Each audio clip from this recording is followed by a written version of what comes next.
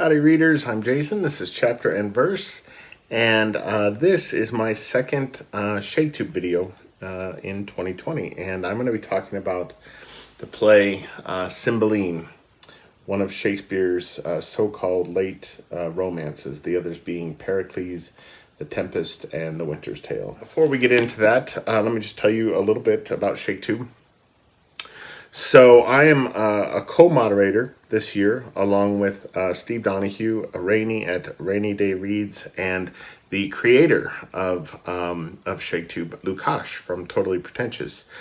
And basically, this is just a September event where we read and discuss and question and interrogate and celebrate the works of Shakespeare, mostly the plays, but also the sonnets and the long poems. And the idea is for the first 3 weekends, for the first 3 Saturdays. Now this video is going up a day late, I understand, but for the first 3 Saturdays in September, Lukash, Steve, and Rainey and I are all reading a different work of Shakespeare's and inviting people to read those plays, or in Steve's case, the long poem, along with us, and then just chat about it in the comments on the videos that we make.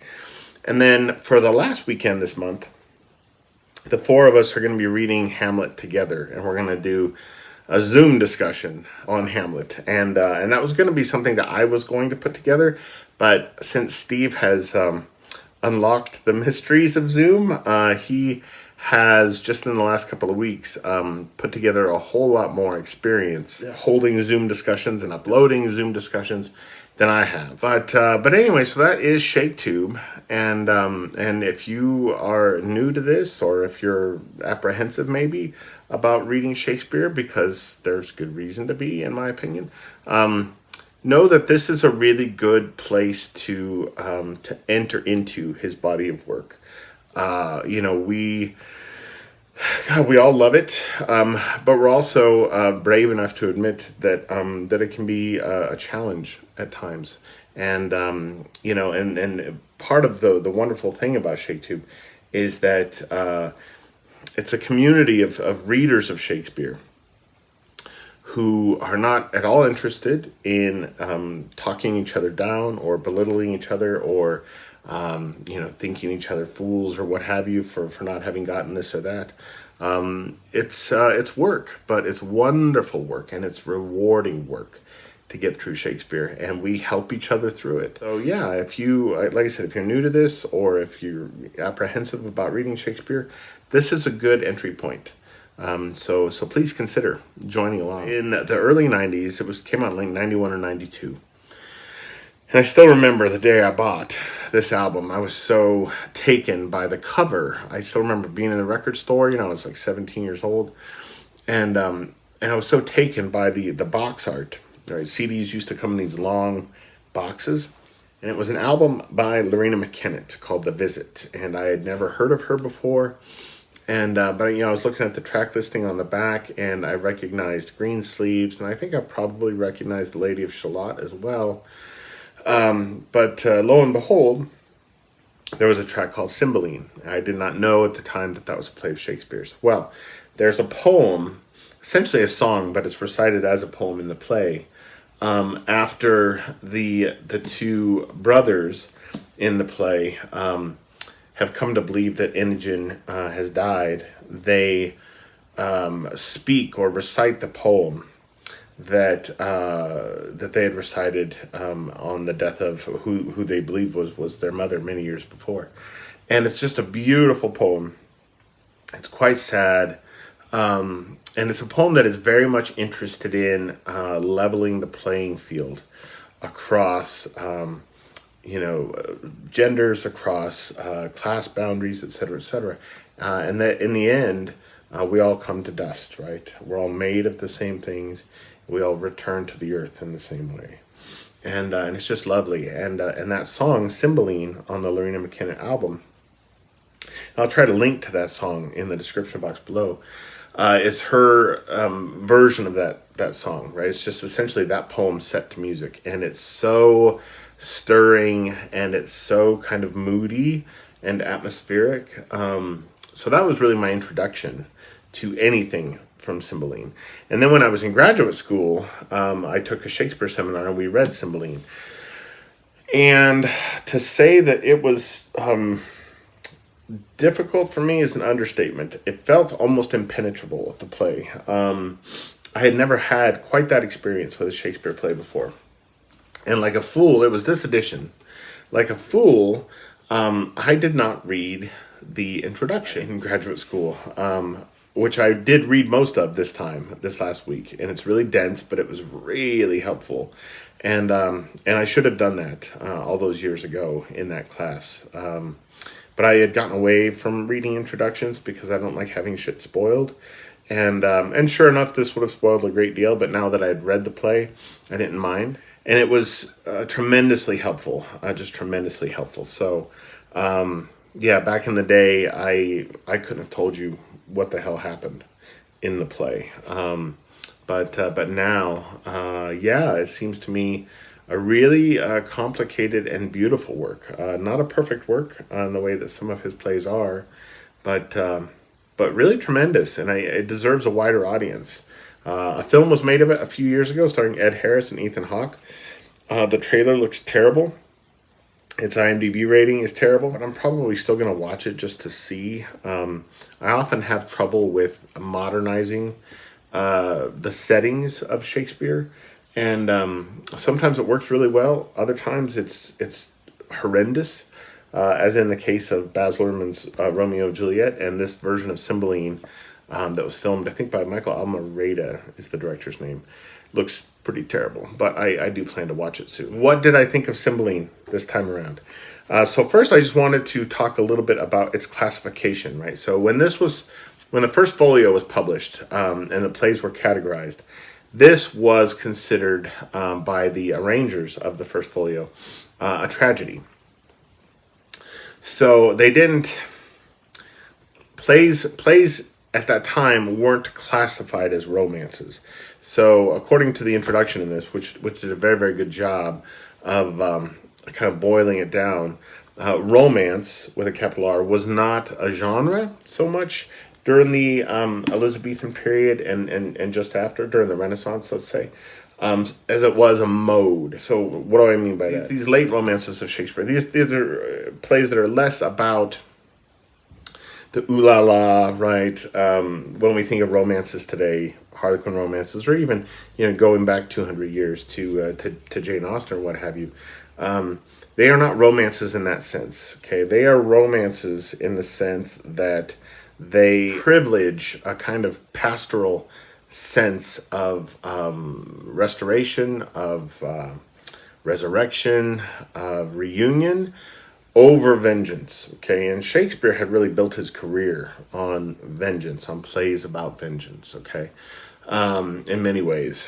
and these late romances don't do that. They essentially set themselves up to be tragedies that are deeply concerned with vengeance, and then he subverts that. Right, he pulls back on that, and he allows the characters the room to feel forgiveness for each other, to experience grace, which is just lovely. It's one of the things I love so much about these plays. Coupled with that, there's just a real sense of wonder. Okay, so it's not life so much as it is life as kind of studded by awe and by wonder and by mystery, which can make for really magnificent reading and really magnificent watching if you see a good production, whether on film or on stage, of one of these plays. And there's also in these romances a kind of providential sense of order or design. Okay, and in this case, I mean, we have the god Jupiter literally descending amidst ghosts when one character is asleep, and essentially sort of bringing a kind of tablet, bringing down a riddle to be sussed out, to be puzzled through, which will lay bare the destiny or the fate of Britain. So essentially, I mean, you might look at a romance, one of these late romances, as having sort of elements of comedy, right? There are a couple of lines actually in the play that made me laugh out loud. And elements of tragedy, and there's certainly the threat of a lot more of that in the plays. But they always end they always resolve themselves with this sense of grace and of loveliness, of lightness, okay, of things being lifted off the shoulders of the characters rather than the characters being, driven into the ground by their convictions and by their rage. Yeah, I love the late romances. The only one of the four I have yet to read is Pericles, but The Tempest is my favorite Shakespeare play, full stop. But anyway, so I just wanted to talk real quickly about three things from the play. So the first thing that I really loved seeing was how, and I talked about it a little bit last week with Much Ado About Nothing, and how Much Ado kind of foretold The Winter's Tale in some ways. And this play does a hell of a lot of that as well. It calls back to other Shakespeare plays. It points toward other Shakespeare plays, right? I think The Winter's Tale came directly after this, and then The Tempest. And this play contains in it elements of those, but also elements of Hamlet and Much Ado About Nothing and Othello. Just a few of these, right? So Posthumus in this play resembles both Claudio and Leontes, which is interesting because Posthumus's last name is Leontes. In suspecting, so Posthumus suspects Inogen of having been unfaithful to him, just as Claudio suspects Hero, just as Leontes suspects Hermione. Confusion ensues and remorse ensues, and of course reunion ensues as well, because these plays, right, Much Ado is a comedy, and Winter's Tale and Cymbeline are these late romances. So if these had been tragedies, yeah, I mean, it would have come out more like Othello, right, where Desdemona is killed, right. Othello is made suspicious of her by Iago, and the character who has the kind of Iago role in this is named Iachimo. So again, right, Leontes, Leonatus, Iago, Iachimo. Shakespeare's consciously doing this. He's hearkening back to what he had done before, exploring some of the same ideas and themes and kind of plot setups as he had before, and just putting new twists on them, right? Seeing if he can't kind of mash them up into something that feels new and fresh. And this play does in many ways. This play has a lot going on, a lot more going on than many of his plays. Another example of this, right, Belarius in Cymbeline resembles Prospero from The Tempest in that both of them have been banished to rocky isles, and both of them in their banishment are raising children up, essentially on their own. Belarius initially has a woman helping him, the woman who kidnaps the two boys, but he raises them, right? They are raised to believe that he is their father. And then Prospero in The Tempest, of course, raises his daughter Miranda. In this play, Posthumus, right, in the fifth act, he's got these soliloquies that are just filled with anguish. And they're actually my least favorite part of the play. His soliloquies in Act 5, he's got 2 or 3 of them, it seems to me. I just thought they were so... The language felt so kind of clotted and so thorny. It felt really opaque. And I mean, I read and I reread those soliloquies with the footnotes, and they were needlessly confusing, I thought. Yeah, this would have been a 5-star read for me had it not been for those speeches of his in Act 5. But they were really reminiscent of the much more lucid and much more profound soliloquies from Hamlet. And there's a scene in Act 5 here, was it Act 5, Scene 3, where Posthumus has a conversation with his jailer. And that conversation felt so much to me like Hamlet's conversation with the gravedigger.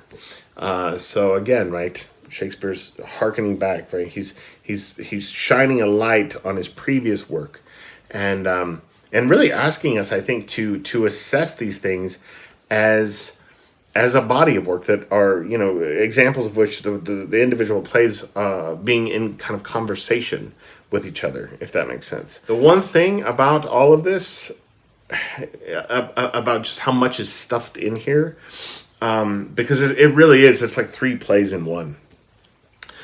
I've never seen this done on the stage, but I suspect that this would be very, very difficult to stage in a way that felt clear and satisfying.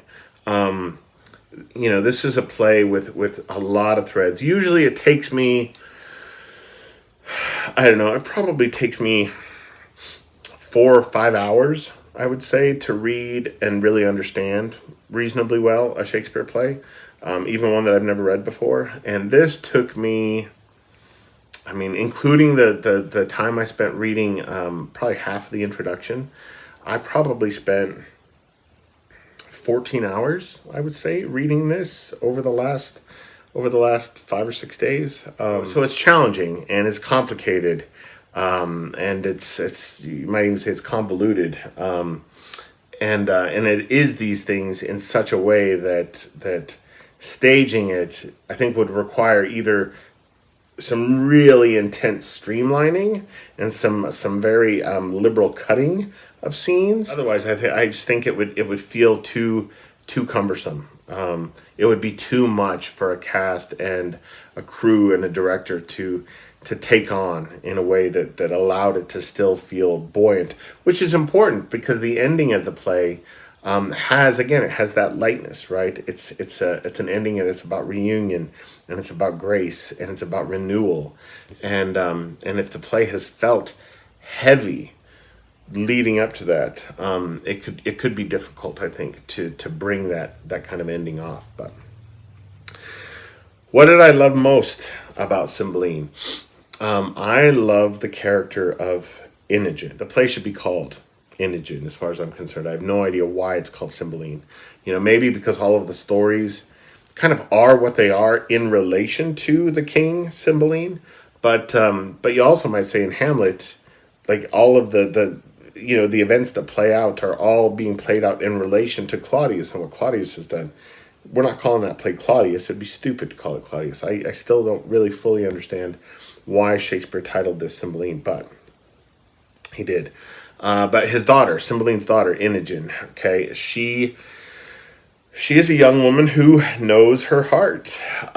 She is confrontational, and she seems to me to be revolutionary, in that she is a woman who is steering her way through a constellation of men, a lot of different men who are misjudging her, who are conspiring against her, who even in one case unwittingly poisons her, who are disappointed in her, and she is navigating her way through these men, and she kind of,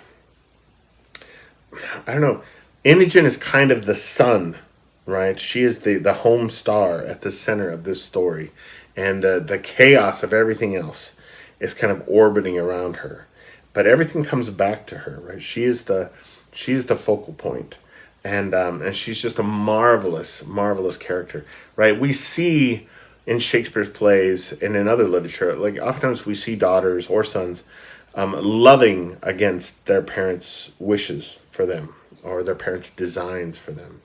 But in Shakespeare especially, I can't think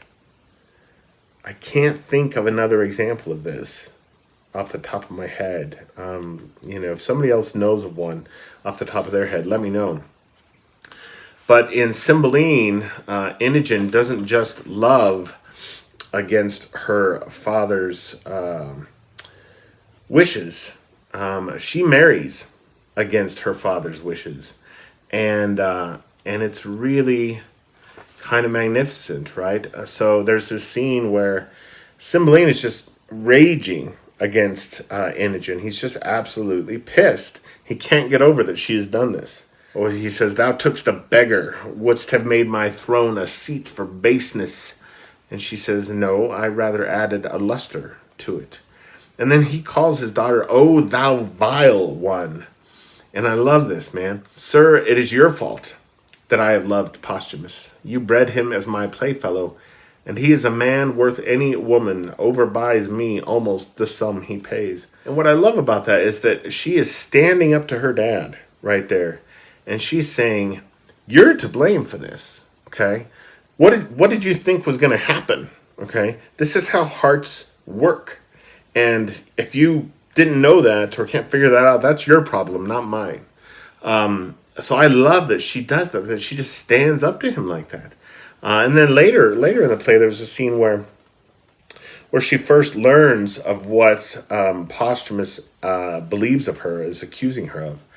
And her dialogue, it's a scene between her and the servant Pisanio, who's a really great character, who seems to be smarter than almost anybody in the play. But that scene, it seems to me, could be played in one of two ways, right? Imogen despairing and wailing about, this idea that Posthumus is swearing her off, right? Has believed her a kind of strumpet, even wants to kill her for it. Or it seems to me that it could be played with the actress being really pissed and a little salty about it. And that's actually how I read it. Without even really trying to. It seemed to me that there was enough in Imogen's dialogue in that scene that had this kind of barb to it, right? That was salty and affronted, and how dare he, that fucker, blah blah blah blah blah. That's how I read it. So she is a fascinating character. And then the last thing I wanted to talk about, just mention really.